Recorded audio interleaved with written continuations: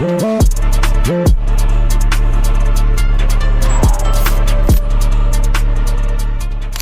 right, guys, welcome back to another episode of the Peak Performance Podcast. Today, we've got my guy, Maliik Love, with us, here to spread the love, share some knowledge and some of the info that he's got. But Maliik, glad to have you here, man. Thank you for having me. And I was just talking to you about this earlier. I mean, it feels so surreal for me to be back here. I remember being a new agent, stepping in, thinking everything is brand new to, now being on the stage with you. So I appreciate it. I'm grateful. Yeah, dude, absolutely, man. And no, you absolutely deserve the spotlight. That's one of the things I love most about being able to do this is, spotlighting people like you that not only are they have the talent, but they work crazy hard. Mm-hmm. Dude, for 2 or 3 years, I was here in this office till 10, sometimes 11 o'clock at night by myself. Everyone was gone before 8. And then until I met you, and that week you were here for the lock-in, I was I'm used to just walking out and locking up and not thinking. I started walking out, turning the lights off, and I heard some noise. I'm like, dude, what is that? What's going on? And I go over there. I'm I see Maliik sitting in the back. I'm like, bro, you good? And I'm I'm headed out. Later than I was, which is, and that says a lot to your success. But so yeah, I appreciate you, just leading from the front, man. But yes, so dude, you're an absolute savage. You really are. Obviously, everyone who works with Jonah is. Yeah. Right. But you did 83 families, 4 months in. My 4th month in. Mm-hmm. Yeah, on pace to just smash President's Club. Yes. And you're killing it working digital leads. You were one of the first people to really consistently be really, really consistent and writing a high business. I mean, you're doing anywhere between 15 and 20 families a week. A week, yeah, just about. Yeah. The thing with the digital, I think a lot of people don't understand. I mean, you get to, raise your presentations up. I think at first I was only presenting maybe 2 to 3 times a day, which I thought was good at the time. And I talked to Jonah offline. He was like, man, the top guys, they're sitting 5 people a day. Okay, well, and that's what the digital leads took me into. They were allowed me to present at a higher rate. And I think that's what kind of escalated and kind of changed my career dramatically for that. Dude, yeah, absolutely. I mean, we tell agents all the time, the only opportunity you have to make money is when you're giving a presentation. Right. And I think that, if you can speak to this a little bit, because, there's so many agents that they kind of think that because they're making a lot of dials and they're on the phone with a lot of people that they have a lot of traction. Right. And so when they move to, a digital lead where not as many people pick up, but the ones that do, so they're oh, I'm on the phone with more people when I work age leads. Can you talk about how that's kind of deceptive? Yeah, I see what you're saying. Now, if you guys have seen some of my dial sheets before, you know that I'm posting usually around 60 to 100, dial marks a day. Now, are there, some no answers in there? Absolutely. But the ones that do answer when they do, I mean, I'm getting them on the phone. I'm able to get into a presentation pretty quickly. I think that was the biggest, key to the game for me switching over, because I did start from digital mail. Awesome. I was able to do big numbers with that too. But switching over to the digital lead, I was able to, I guess, buy my time back, I would say. Yeah. Yeah, dude, I was looking at my numbers headed into the weekend because of the sales summit, and I was looking at the correlation between appointments in AP and presentations in AP. And there was a much higher direct correlation between presentations in AP than appointments booked. Yep. And AP, right? That's big. And it makes sense. And for some reason, it didn't really click in my mind until almost 4 years in. I'm like, holy cow! It's just the presentations. Right. It's not the appointments, right? But yeah, man, talk a little bit about some of the shifts that you had to make heading into them, because and I did this too. Once I started the digital leads, the first 3 or 4 batches, I kind of made my money back. Yep. And the first time I tried them, bro, I dipped, because I was 3 batches in and I only made my money back. I was like, nah, this ain't for me, right? But what's the shift that you need to make? How much time should you give it to kind of make sure that you're not giving up too early? Right. And I think that super important. I think that a lot of people, because I did start the digital leads last October, so it's been just about a year. And same thing, I did not do well my first batch. It was so one thing that I think that was different from me working mail to me coming into a digital lead, well, I think I had the mindset still, I was kind of strong arming them into a presentation, it's required, it's, and I was being that mortgage. Now, when you get me on, you'll get Maliik on the phone. So I'm pretty laid back, super professional. I mean, not to get that disregarded, But yeah, it's more personable. I think that I'm implementing questions now. Some of the questions that I'm using, if they've had any surgeries, or if they had for a stroke, for instance. Was anyone home with you for the stroke? How was the rehab for that? About how long it take you? If I can make a personal connection, I'll usually run it that way. So I am throwing in a little bit of report, and that's kind of how I'm setting it up. In the financial inventory, I'm kind of just dripping it in there one by one. By the end of the financial inventory, and I'm pitching options, you feel like you also know me on a personal level as well. So I do share a little bit about myself too during the financial inventory. Yeah, dude, that's awesome. And like, as you're like, when you said just now, when you were like, was anyone at home with you during the stroke? Like, my mind went to like, dude, what if I was at home and had a stroke and nobody was there? And like, it brings up those emotions and the people that went through it, dude. That's so gold. Let's talk about that a little bit, man, because I've listened to you sell, and sometimes I'm in my office and I'll be like listening because I like to pick up from people. I like to pick things from people, and I think you build rapport better than I think anybody that I've heard. And it's definitely a skill that you have. Yeah, I would say so. Talk about that a little bit, because sometimes the rapport building is kind of like taboo in life insurance. Where like, don't build rapport, don't do it until the application. So how do you do it and like make it work for you? I think the real difference is I actually care. Because if you tell an agent to go and build rapport, well, they're just going to do it as like a job. It's not going to feel as real based off of if I ask you that direct question. Well, you can really tell that I care about what happened. So I do. I mean, and presentation wise, I should be knocking about in 30 minutes, but I do take around 45, sometimes an hour, because I am just talking with the client. I'm setting it up in a way that I'm prompting policy reviews. I want to make sure this is a relationship that lasts a lifetime. And one thing I want to share is I think I'm going a little bit off, but the connections that I made, I'm super grateful for, because not only am I helping the family, but I feel like it's also helping me. Yeah. And I think that's why I fell in love with this industry, because it's a mutual it's an energy exchange on the phone. So I think it also heals me too. Yeah. Yeah, dude, that's awesome. But I don't know if somebody was making a joke or if they were serious, but someone was like, dude, yeah, Maliik, like, he has his clients like over for dinner and he'll like go over to the house. Is that true? That's true. There's been a couple occasions where a client has stopped in the town, and yeah, we did go out and get dinner and stuff like that. Or if I'm in town, I usually let a client know. Those are the type of relationships I'm looking for. Those are the only clients that, I'm submitting and, wanting to do business with. Someone that I feel that this is going to be a long time relationship rather than just like a quick transaction. Yeah, dude, that's super awesome, man. Because I'll be honest, probably one of my biggest weaknesses for the last, especially while I was like, full-time running, was just thinking about the numbers. Right. And like next appointment, and not really like thinking about the person. Was that something that was ever like, because I struggle with that a lot, but is that something that was ever a struggle for you, or is that kind of something that comes natural for you? I think that I think it did come naturally. However, when you get into the industry and you're just thinking about leads and getting to the next, I went through the same exact thing, so it's powerful that you said that. I think when I got over the idea that they're just leads, this is another family that needs help that you need to go out and protect. When I got that idea in my head that, hey, they're no longer a lead, it's a family on the other line, I think I started treating them as if, I think Jake Ratterman also brought this up, as if, you're writing a policy for your mom and dad. So I try to treat them with that same respect every time I get into the presentation, Yeah. Dude, that's awesome, bro. That's awesome. This is going to be a great conversation. I'm going to learn a lot. And if I'm on my phone, it's just because I'm taking notes, because I want to use some of this stuff.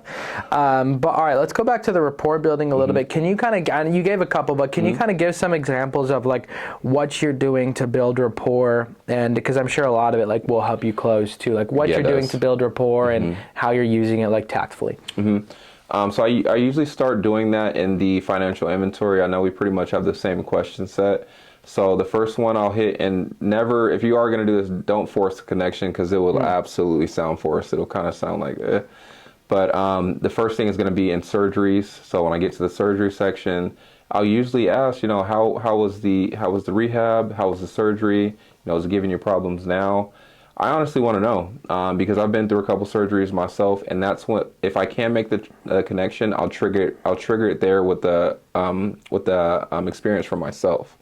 So that's all kind of tied together. Hey, I also had a broken foot I'll tie it back to my college days. So now I know I went to college. So that's how usually I'll tie the first connection there with the surgeries. A little bit down from that, I mean, we go over conditions. Well, man, how is it treating you now? How are the checkups going with the doctor? How is your diet? That the question, how is your diet? That really will always spark another question. I always hit on that. And if, for a lot of you guys know, I do send CMOS to all my clients, so I'm always talking about CMOS. It's cool because we're helping the family on a long-term level, and then I'm asking them questions for something that's also going to heal their body. It's like a complete all-in-one. Now we're talking about flushing toxins out of the body. You know, most of the clients that we deal with, they're not, might not be the healthiest if you look on average statistics. But the more that we can also help the client, I think I take that into perspective as well. So again, never force the connection.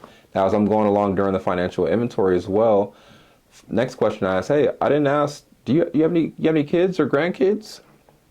I'll always open up the door, and it's super special. Why I ask that, because I also have kids too. Mm-hmm. So I know I can make a connection there.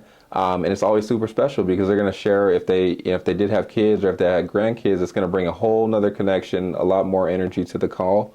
And now they've kind of softened up a little bit more as well. So each time that I'm doing that, well, it's kind of softening up. I've gotten to the end of financial inventory. You not only share things about yourself, I've also shared things about me. So a couple things that I usually talk about. I usually talk about my kids. Now it's different for every single person, so make whatever it is special to you. So I usually talk about my kids. I usually talk about if they're in the military. My dad was in the military, so I usually can make a connection there. And in any rehabs or surgeries that I think that might be similar to mine, those are the three things that I usually do every single time. Yeah, mm-hmm. Dude, that's awesome, man. Mm-hmm.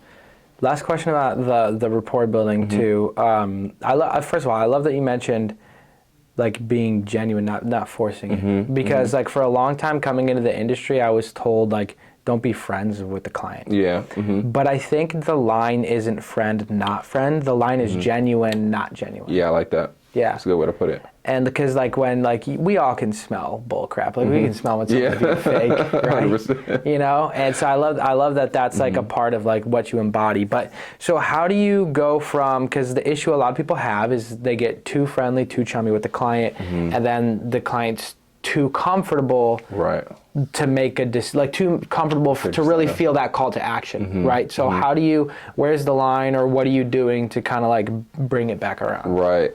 That's a very important. Now that brings a whole another dynamic. So if you guys are building rapport, well, you definitely still want to have, even though we're having a conversation, you still want to stay in control of the conversation, because it will completely take a different turn if you are building rapport. Exactly what you said. So after I am getting an answer or them sharing a story, I'm also prompting the next question. As they're answering it, I'm prompting the next question in the financial inventory. So I get an answer and I'm prompting. I get an answer, I'm prompting. So that way I'm staying in control of the conversation. So always have your next question ready to go. That's how to get back in control. I know a lot of people always went over this. Ask a question to get back in control. So I usually already have the next financial inventory question ready to go. So I will keep it business, even though it sounds like a conversation. Yeah. Yeah. I'm like, I want to give some live. It's hard to talk about when. Let's do it, bro. Let's do it. Okay. Because I was in my head, I was thinking I want to kind of see how you deal with some objections and things like that. Okay. So perfect. Just go ahead and call me. I'm going to give you some of the stuff that we hear. Perfect. Okay. It's a little easier like this. Hey, Ryan. Yeah. All right, Ryan. This is Maliik Love, senior underwriter. Just getting back to you regarding the mortgage protection request that was submitted online. Again, that was the coverage that would pay down the home in case of a death, illness, or disability. Looks like you had Mary listed as the beneficiary. Is that correct? Yeah, that is. But I don't have time to go through everything right now. Okay. Yeah, no worries. I'm just getting back to you regarding the request there. Now, do you have anything in place on the home now, if anything happened to yourself? I have some life insurance. Some life insurance. Okay, awesome. Yeah, most of our clients do have life insurance. That's just a great foundation there. Now, the main difference between the two, are you familiar with the living benefits that'll come with the program? Yeah, I know. I mean, I know it pays out if you get sick. Yeah, it pays out if you get sick, and that's pretty much the number one reason, why families end up losing their home, is because, they end up getting sick, going to the hospital, kind of falling behind on those mortgage payments. So if anything, if there was a terminal or a chronic illness diagnosed onto you, you would actually have access to that death benefit, take care of any mortgage payments or medical bills there. And then I saw the mortgage range was between 250 to 500. About how much is remaining on the balance for you? About 300, somewhere around there. About 300. Okay. And then for Mary now, were you looking for options for the both of you, I'm assuming, for the home? Or just for yourself? Probably just me. Just for you. Okay, awesome. And then we got you at 50 years young? Yep. 50, okay, awesome. Again, my name is Maliik Love, so I'm just the underwriter assigned to go over those options for you. So I'm just going to send over all my state license information. The email address I had was the ryankoske@gmail.com. Is that correct? Yep, that's correct. That's the one? Yeah. Okay. I just sent that over. Let me know when that one comes through for you. Yeah, I got it. Yeah. You got it? Okay. So on the top of that email, that'll have the link to the Department of Insurance. Right underneath, I went ahead and listed all the steps for the verification to plug it in. On the bottom right as well will be the brokerage website, and that's Prosper Financial. So it'll have some of the about us, some of the carriers that we work with as well. And then, Ryan, this is going to be my direct line. So you're going to save my number moving forward for the process, okay? Okay, yeah. Awesome. And then these programs here are all going to be simplified, issued by the state. So there's not going to be any nurse coming out for any blood or urine. So the carriers are just going to take a look at the medical records for any prescriptions or surgeries listed there. And then for the eligibility check, for the medical records, it'll just be two things required by the insurance carrier. One will be the driver's license number to confirm your identity. And then two will be the social, that's for that medical information bureau report. So I'll be able to pull up all the prescription as well as surgery history for the carrier there. Okay. Okay. Do you have any questions? I just want to make sure I didn't go too fast. Do you have any questions about the process so far? Yeah. Why do you need my social? Yeah. So the social, that's going to be for that MIB report. So that's the report that'll pull up all the prescriptions and surgery history. So these are simplified programs by the state. So there's not going to be a nurse that's going to come out and perform any blood or urine. Yeah, for you. Okay. Is that okay, or did you prefer the nurse to come out there for you? I love that. That's so good, bro. That's so good. You said, is that okay, or do you prefer the nurse to come out there for you? Dude, I love that. I was talking to an agent yesterday, and I was like, anytime they have an objection about something, I'm incentivizing them to go the way that I want. That's so good. That's gold, bro. That's so gold. Oh, dude, I love that, bro. Some of these things I got from you, which is funny that I'm actually doing this now. I'm like freaking goosebumps. Yeah. But that's what it's about, man. It's paying it forward. But dude, that's so good. All right, and then let's kind of go. Can you kind of? I just want to kind of feel out the rapport and how you're asking a question, letting me answer, and then asking another question. Okay, yeah, I got you. So into the financial inventory. Yeah. Okay. So I'm just gonna start up top. Right. Any surgeries? Oh, actually, let me go before that. Sorry. And then, are you currently still working? Retired? Yeah, I'm working. I drive a truck. Awesome. Okay, what is it that you do for work? You say you drive a truck. You transport, or what type of materials are you transporting? Yeah, just like freight. Like I'm back every night, but just whatever freight's needed. Okay, they have you going out of state or kind of in state for your routes? Yeah, I have some in and some out of state, but yeah, I'm home most nights. So. Well, yeah, I'm sure they keep you busy. Yeah, my dad was also a truck driver, so I completely understand the lifestyle there. For the position, about how much is coming in for you on a monthly basis? It's going to be after taxes? About 8. About 8. Okay, so somewhere in that range. Okay, awesome. And then let me hop over to surgeries. Any surgeries for you in the last 10 years, Ryan? No, but I had kidney stones, a year and a half ago. Kidney stones. Okay. How was the were they able to break it up? Did they give you medication to kind of break up the? Yeah. Kind of came out on its own. Hopefully it didn't cause too much scratch, like any tearing in the insides, anything like that. No, yeah. Okay, good. You had a family member, same exact thing. Lasted for a while. I know it's a little rough too. Besides that though, did they prescribe anything for that? For the stones? Just like I think tamsulosin. Just tamsulosin. That's it. Yeah. Okay, that's about it. Prescriptions wise, what about prescriptions? Anything that you're currently taking or anything prescribed in the last 5 years? I take something for diabetes, but that's it. For diabetes, okay. And then the diabetes, is that like metformin or is it insulin form? I know insulin, just pills. Just pills, okay. How was the, did they switch anything with the diet? With that as well? Yeah. They tell me to eat a little bit better, but okay. Don't always make that happen. What are you currently eating now? How's your current diet? I mean, I try not to drink pop and candy during the week, but that's I know how about it goes. Yes, sir. Well, I'm gonna just go. And you said there was nothing else besides the metformin Yeah. prescribed. Okay. Right. Yeah. Okay. I'm just gonna go into some medical conditions. I'm trying to see where the next part I'll build. So yeah, sorry, on the medical conditions. Any heart attack, strokes, TIAs? No. No. Cancer, stents, or diabetes? Nope. Okay. Any neuropathy or lupus? No. No. Okay. Breathing wise, any asthma or COPD? Asthma, but nothing else. Asthma. Okay. Was that asthma? Did they prescribe like an inhaler? It's like a albuterol. Yeah, but I haven't used it in a long time. Okay. Kind of as needed. Yeah. Any hospitalizations from that? Nope. Like any asthma? Okay. So that was kind of. I know sometimes we usually outgrow that asthma. So Yeah. I got you covered, yeah. Trying to think of the FI in my head. I'm missing some conditions. Oh, any kidney or liver disease? No. I just had a kidney stones, but that wasn't. That's about it. Okay. And then for the home now, if anything happened to yourself, Ryan, I know we had Mary listed. Would she be looking to stay in the home there, or would she be looking to kind of downgrade and sell the home there? I mean, we just got it, so she'd probably want to stay. Just got it. Okay. So you guys, was that this year? You guys just bought the property? Yeah. Okay. Awesome. Congratulations. And then for the home now, do you know about how much the current mortgage payment is for the month? It's like $2,700. It's 27. Okay. Are you making any extra payments towards the principal? I mean, I paid 28, but nothing crazy. Nothing crazy. Okay. Still kind of knocking some time off there. That's awesome. Trying to see that's usually where I want to break for a second. So most of the connections are made in the first half. Before I get to the mortgage section, most of the connections that I'm going to make are right there in that exact time frame. Yeah. Because if I go too much, it's going to be too lackadaisical. So I'll usually just drip in like 2 to 3 things, and then I'll kind of hop off for a second. Now on the flip side, so now when I get into after the financial inventory, and now I'm into the application. Hey, Ryan, I forgot to ask, did you have any kids, any grandkids?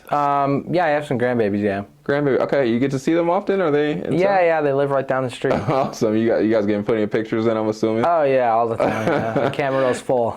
Yeah, I got 2 myself. My son's 3, and then my daughter's 1, so absolutely love it, super motivating, and I would say they keep me young. Oh, yeah, good. So that's probably in the financial inventory, in the application, that's when I am a lot more conversational, and I am giving a little bit more about myself. I usually prompt the question about the grandkids or kids so I can make the connection there for myself and share about myself. But honestly, before you know it, I mean, we've talked for a little bit. I'm done with the application. I have your options, and now we're in there for the submission. Yeah. That's kind of how the feel is, yeah. And you were talking earlier that you and what is there any situations where you don't pre-screen? Are you pretty much pre-checking out? Oh yes, pre-screens. I always use pre-screens, even if you tell me that you're not taking anything or no prescription. Because I ran into a situation before, not many, but say that they were taking something before, not now. They couldn't get them in, and then I had to downsell to equity protection. I usually run the pre-check every single time. Reason being is because I prompt that in the beginning for the eligibility check. I let them know it's the driver's license, social, just to see if they're favorable or not, depending on the carrier that you're using. So that's I usually prompt the pre-check every single time. Yeah. Okay. Awesome. And dude, when I remember one of my mentors back in the day would be like, pre-check. And I was like, no, I don't want to. And then after a while, getting people decline, I was like, you know what? I was like, if they say they're taking a medication, I'm going to start pre-screening. And I think all of my smoothest sales were all people who I pre-screened, before. But so many agents are like scared because they don't want to ask for social. That's exactly what it is. And it's a lot of different things. But I think that like doing that actually...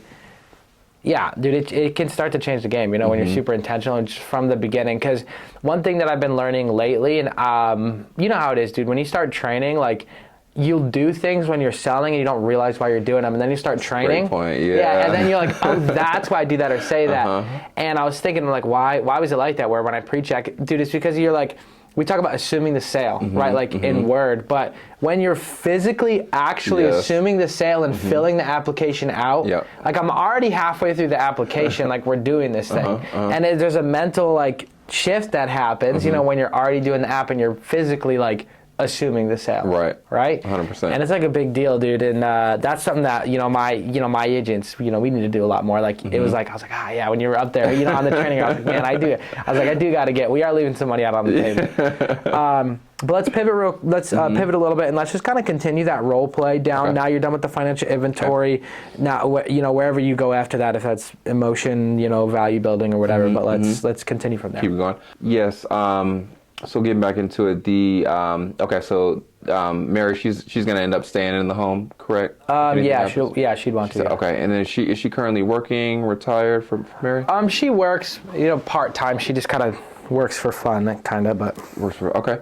And then I know you said she wants to stay in the home. Is she about how much is coming in for her on a monthly basis now? Like $1,500-$1,600 maybe. Like 15. Okay, so it's about a $500 discrepancy. So I'm assuming would that be pretty tough for Mary if anything happened to yourself? Whether on the living side or after you pass. She doesn't make enough to cover the bills. Okay. What I'm gonna do, I'm gonna give you like 4 or 5 different options, and then I'll kind of see what'll be the most comfortable. That way we can cover as much of the mortgage for Mary as possible. Okay. And then, you say you I think I touched on this at the beginning, but do you have any sort of standard life insurance, like for the final expenses? Yeah, I have a $100,000 policy. Okay, and is that like a term, like it expires or? I think it's for as long as I keep paying it. Yeah. Okay, so something that's going to be permanent for the family. Okay, I'm not going to sell you any more insurance than you already need. It sounds like a great foundation there. What we will be implementing today is something that's going to cover you on the living side as well. Okay. Kind of match that up with that existing coverage.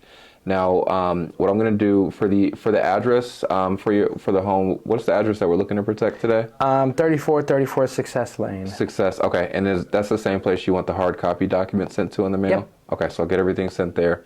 Awesome. So I'm just going to start the medical check here for you. You have your driver's license number handy? Yeah. Okay, and just the number whenever you're ready. Yeah, it's 123455. 455. Okay, awesome. And that was issued out of Indiana? Yes, sir. Yeah. Indiana. Okay, awesome. And then go ahead with the social. 384-21-55-55-55. Okay, awesome. And then the whole thing slipped. It's tough. Is this the also the best number to reach you on? Yeah. Talking on now. Okay. And then I got the email address already. Oh, and then lastly, Ryan, where were you originally born? In Ohio. In Ohio? Okay. If you can give me maybe 3 minutes, I'm just going to get everything ready to go for you. If you do want to grab a piece of paper in the meantime, when I come back, we're going to go over all the program benefits as well as all the options to submit a request for, okay? Okay. Boom, I'll put them. Okay, this is one thing that's different. I don't put them on hold. So the whole time, I want to make sure they can hear me working. I want to make sure I'm giving little prompts. I don't like to leave the phone silent for that long. I will not do that. That's one thing I do differently than a lot of agents. I want to be able to hear them, and I want them to hear me, so that way they feel a little bit more secure. They don't have to ask me, "How are you still on the phone?" So I'll usually ask questions during that time when I'm getting everything ready. Hey, how are the checkups going at the doctor? How often are you seeing the kind of buying me a little bit of time, because they're going to share about the checkups. Then I'll ask about the grandkids. So I want to buy myself a little bit of time. So also that I'm not staying silent the whole time. I didn't like the fact that sometimes I would stay silent and then I would wait a little bit too long, and then I've kind of lost like you lose the flow a little bit if you pause for too long. I feel like in my own words, yeah. Yeah, you absolutely do. I have agents that for 2 or 3 years they're still putting people on hold. Yeah. But like everybody has like those automated sales defenses. It's like the instincts. It's like you don't want to be sold. Yes. And if the line's silent for too long, like we work so hard to like get past that. If you let the line fall silent, like that'll start coming back, and you hear them. Eventually they'll be like, "Yeah, I don't really know if we really need it." Yeah, exactly. Like they're always turning to their spouse, like they're trying to convince each other, that they don't need it.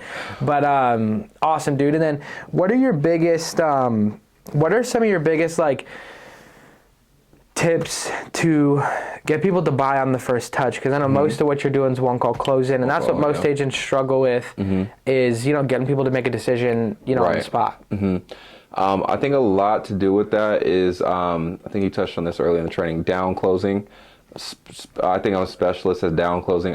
It's tough for me to, and I always will show a maxed out option, and I would label it as like the platinum option. just to see if they're going to bite on it. But I will always down close, and I'm always prompting the policy review in the presentation anyway. So it's honestly, setting you up for success if you're down closing them into something, comfortable. That way, in the future, when it does come month 13, you're giving them a call. Well, now I already know that I took note. Hey, we went with that bronze option. Perfect. So that goes back into the people, over profit. Am I putting the client in the best? Are you treating that client as if that's your family? Because the check, if you're looking for the money, well, this might not be the opportunity for you, because we're in the people business. So you want to make sure you're putting them in the best situation. Yeah. Mm-hmm. Yeah, dude. That's awesome, man. Mm-hmm. And who was it? I was talking to an agent yesterday night, and he was saying about how the last 5 or so days his closing ratio has been over 90% with digital leads. Okay. And so I asked him, like, man, what's the biggest thing you changed? He's like, honestly, like, I cared about the client, and I was willing to be the person who walked away. Yep. He's like, those two small things, like actually caring, and then being willing to be like, hey, if you don't want this, that's fine. I'll hang up. It's okay. I can find somebody else. It's hard when you're spending, like $25 or $50 a lead to like detach from that. But can you speak to that a little bit? Because you went from spending probably like $3, $4, $8 on a lead to 50, right? Like $3 maybe. Yeah, to 50. Yeah, it was a pretty big jump. I think the one thing for sure that I was struggling on was I don't think I was being the best listener. Yeah. I think that I was rushing through the presentation. I was seeing the gray area, but I wasn't getting it from their mouth. So I think that just because I can see it, that makes no difference. If they can't see it, like, why would they even pick an option? So I think that was the biggest thing that I was looking back on, like, why weren't they picking an option? They weren't picking an option because I wasn't painting the picture or giving them a clear enough vision for what's going to happen if something happens to their family. So now, presentation-wise, like, I will not pitch an option until I can first, using terminology I'm assuming, it looks like, it sounds like, until I can get it from their mouth. Once I do, then, I'll pitch an option. It's a $50 lead. You want to make sure that you're doing the best that you can, asking the questions, taking the time, because you only have one shot. So if I spend an extra 3 to 5 minutes asking more questions, well, that honestly put me in a better situation. Now it's time to pitch. Yeah. So that was the biggest thing I think I changed for sure. A couple last things. A guy like you doing, what do you average a month right now, do you think, submitted? How many families? Submitted, probably about 32, I think it's 32 on average. Yeah, 32,000. So what are you spending on leads to submit that? So the lead spend is weekly now. So on weekly, I buy 75 a week. So for the month, that's about roughly around 11,500 or 12,000 a month on leads. Yeah. Which, at first, you're telling me when I'm first coming into the industry, I'm going to spend that. I would not think that at all. But, the name of the game is to present. So if I can present more, and I know if I have 75 fresh leads coming in for the week, to me, that I can't lose. Yeah. So, that goes back into, are you really going to bet it on yourself? And I'm looking to, take this to the next level as soon as possible. So investing back into your business, for me, invest everything back into I've spent my last dollar multiple occasions. Actually, one on my first time that I came here for the lock-in with you, I didn't have a dollar to my name. I bought leads. I'm like, man, I don't know what I'm going to do. I bought leads and then just came out here. So that's all I had. And yes, I ended up making a couple sales, but it was priceless for what I came out here to learn. And that's what implemented right back into my system when I got home. That makes sense why you're working so hard when you're here. Dude, that sweat equity is free though. Yes. Somebody told me that early on in the business, and it's stuck with me ever since. Like, it costs you nothing to work harder. Nothing. No. Dude, I love that. I absolutely love your story, bro. Like, I haven't really gotten to like sit down and have like a long discussion with you, but seriously, like, I've learned a lot. I took a lot of notes. It's been super awesome. I think this is going to help a lot of agents out a lot. So I really appreciate you taking your time to pour into everybody. Yes, sir. But last thing before we go here, if I want your best 2 minutes, go back and inspire Maliik right before his first dial day, what would you say?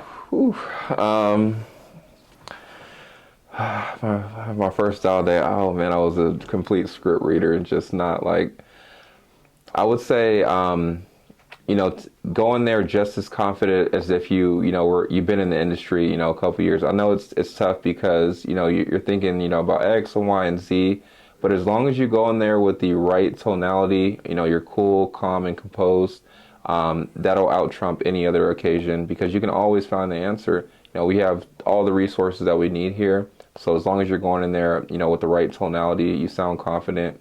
And also, if you don't know the answer, just ask. Being transparent with the client as well. That was another big thing for me, for sure. I think I was a little bit nervous on telling a client. This is me. It was me thinking that I was going to sound rude, instead of letting the client know, hey, they might not be healthy enough to qualify for that product. So being a lot more transparent with the client, I think that, yeah, probably number one for me. Yeah.